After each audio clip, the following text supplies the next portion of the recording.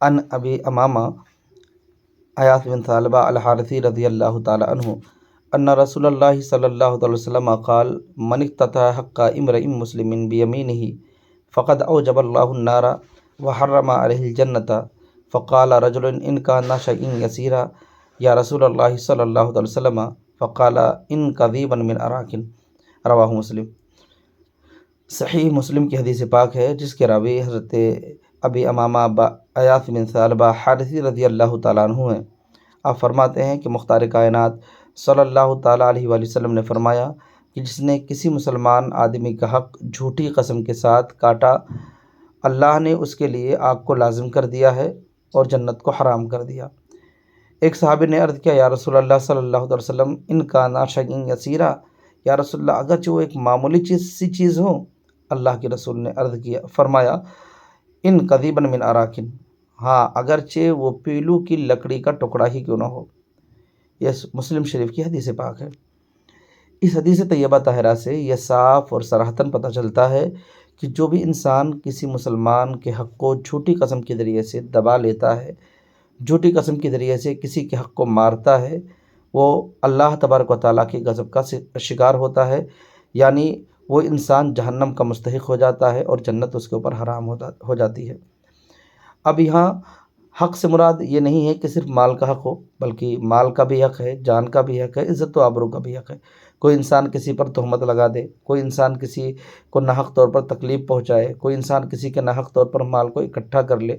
اور یہ جھوٹی قسم کے سہارے سے اگر یہ کام کر رہا ہے تو یقیناً یہ سخت حرام ہے، کیونکہ جھوٹ بولنا خود گناہ کبیرہ، پھر جھوٹی قسم کھانا مزید گناہ، تو اس طریقے سے یہ کافی بڑا گناہ ہے، اس سے لوگوں کو پرہیز کرنا چاہیے۔ اور جو انسان جھوٹی قسم کھائے گا یقینی طور پر وہ انسان اس وعید شدید میں داخل ہو جائے گا۔ جیسا کہ اس حدیث پاک میں ظاہر ہے کہ اللہ کے رسول صلی اللہ علیہ وسلم صحابی نے عرض کیا، یا رسول اللہ اگرچہ ان کانا شیئا یسیرا، اگرچہ وہ معمولی چیز ہو، اللہ کے رسول فرماتے ہیں ہاں اگرچہ وہ پیلو کی لکڑی کی درخت ہی کیوں نہ ہو، پیلو کے درخت کی لکڑی ہی کیوں نہ ہو، یعنی عرب میں پیلو بہت معمولی درخت ہے، پھر اس کی شاخ جس کی مسواک ہوتی ہے وہ تو بہت ہی حقیر چیز ہے۔ اللہ کے رسول صلی اللہ علیہ وسلم نے اس لکڑی سے تشبیہ دے کر کے لوگوں کو یہ ذہن دینے کی کوشش کی، لوگوں کو یہ ذہن دیا کہ لوگوں سنو، اگر معمولی سی چیز جس کی تمہاری نظر میں کوئی اہمیت کوئی وقت نہ ہو، اور اگر وہ کسی مسلمان کا حق ہے، پھر بھی اگر تو نے اسے جھوٹی قسم کے ذریعے سے دبا لیا تو تم بھی اس چھوٹی سی اور معمولی سی چیز کی وجہ سے اس وعید شدید میں داخل ہو جاؤ گے، لہذا اس سے بچنا چاہیے۔ بلکہ ایک حدیث پاک میں آتا ہے کہ جو انسان جھوٹی قسم کھاتا ہے میدان محشر میں اس حالت میں آئے گا کہ اس انسان کے ہاتھ پاؤں کٹے ہوئے ہوں گے، جیسا کہ ابو داؤد شریف کی حدیث پاک ہے کہ ایک حضرمی اور ایک کندی صحابی نبی کریم صلی اللہ علیہ وسلم کی بارگاہ انور شریف میں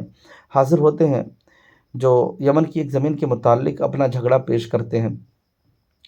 حضرمی صحابی نے عرض کیا، یا رسول اللہ صلی اللہ علیہ وسلم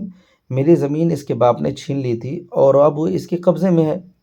تو نبی کریم صلی اللہ علیہ وسلم نے دریافت فرمایا، کیا تمہارے پاس کوئی گواہ ہے؟ تو حضرمی صحابی نے عرض کیا، یا رسول اللہ صلی اللہ علیہ وسلم نہیں، میرے پاس تو کوئی گواہ نہیں ہے، لیکن میں ان سے قسم ضرور لوں گا کہ یہ اللہ کی قسم کھا کر کے کہیں کہ وہ نہیں جانتے ہیں کہ یہ زمین وہ زمین جو میری ہے، جو اس کے باپ نے قبضہ کر لی ہے، یہ اس کے بارے میں ان کی معلومات نہیں ہے۔ کندی صحابی نے کہا یا قسم کھانے کے لیے تیار ہو گئے، تو اللہ کے رسول صلی اللہ علیہ وسلم نے فرمایا، سنو، جو انسان جھوٹی قسم کھا کر کے کسی کا مال دبائے گا وہ بارگاہ الہی میں اس حالت میں پیش ہوگا کہ اس کے ہاتھ پاؤں کٹے ہوئے ہوں گے۔ یہ سن کر کے جو کندی صحابی تھے انہوں نے کہا، یا رسول اللہ یہ زمین میری نہیں ہے، انہی حضرمی صحابی کی ہے۔ یعنی اللہ کے رسول صلی اللہ علیہ وسلم کی اس حدیث سے پتہ چلتا ہے، جو ابو داؤد شریف کی حدیث ہے اور حدیث نمبر 3244۔ اس حدیث پاک سے یہ صاف اور صراحتاً پتہ چلتا ہے کہ جو انسان جھوٹی قسم کھا کر کے کسی کی زمین جائیداد یا کسی کے مال کو ہڑپتا ہے، اس پر ناجائز طور پر قبضہ کر لیتا ہے اور اپنے حق کو زبردستی ثابت کرتا ہے اور اس کے لیے جھوٹی قسم کا سہارا لیتا ہے، وہ انسان میدان محشر میں اس حالت میں آئے گا کہ اس کے ہاتھ پاؤں کٹے ہوئے ہوں گے۔ اللہ اکبر، کتنا بڑا وعید ہے، کتنا بڑا عذاب ہے کہ ہاتھ پاؤں کٹے ہوئے ہوں گے۔ اور بلکہ سیدی سرکار اعلی حضرت علیہ رحمۃ الرضوان فرماتے ہیں کہ جھوٹی قسم جو ہے گھروں کو ویران کر دیتی ہے، یعنی جو انسان جھوٹی قسم کھاتا ہے اس کا گھر برباد ہو جاتا ہے۔ اس کے گھر میں، کیونکہ جھوٹ جو ہے وہ خود ہی روزی کو کم کر دیتا ہے، تو ظاہر سی بات ہے جب انسان جھوٹی قسم کھائے گا تو اس کے گھر میں روزی کے دروازے بند ہو جائیں گے، تو اس کا گھر ویران ہوتا چلا جائے گا۔ اور ایک دوسری جگہ آپ تحریر فرماتے ہیں کہ جھوٹی قسم کسی گزرے ہوئے بات پر جان بوجھ کر کھانا، اگرچہ اس کا کوئی کفارہ نہیں ہے، مگر آپ سیدی سرکار اعلی حضرت علیہ رحمۃ الرضوان تحریر فرماتے ہیں کہ اس کی سزا یہ ہے کہ جہنم کے کھولتے ہوئے دریا میں اسے غوطہ دیا جائے گا۔ اللہ اکبر، ذرا غور کریں، جس اللہ نے ہمیں پیدا کیا،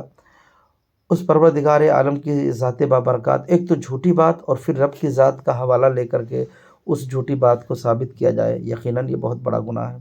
لہذا اگر ہم لوگوں نے یا ہم سے کوئی ایسی خطا ہو گئی ہے تو فوراً ہمیں اسے توبہ کرنا چاہیے، اور جس کے حق کو ہم نے جھوٹی قسم کے ذریعے سے دبایا ہوا ہے یا لیا ہوا ہے اسے فوراً واپس کرنا چاہیے، ورنہ یاد رکھیں یہ حدیث پاک صاف بتاتے ہیں کہ وہ انسان جہنم کا مستحق ہو جاتا ہے، جنت اس پر حرام ہو جاتی ہے، اور میدان محشر میں اس حالت میں آئے گا کہ اس کے ہاتھ پاؤں کٹے ہوئے ہوں گے۔ اور جب اسے جہنم میں داخل کیا جائے گا تو ایسا نہیں کہ صرف جہنم میں ڈال دیا جائے، بلکہ سرکار اعلی حضرت فرماتے ہیں اسے جہنم کے کھولتے ہوئے دریا میں غوطہ دیا جائے گا، اسے ڈبویا جائے گا۔ لہذا اتنے سخت وعید سے بچنے کی صرف ایک ہی صورت ہے کہ سچے دل سے اس گناہ سے توبہ کریں، اور جن کے حقوق کو لیے ہیں انہیں واپس کیا جائے۔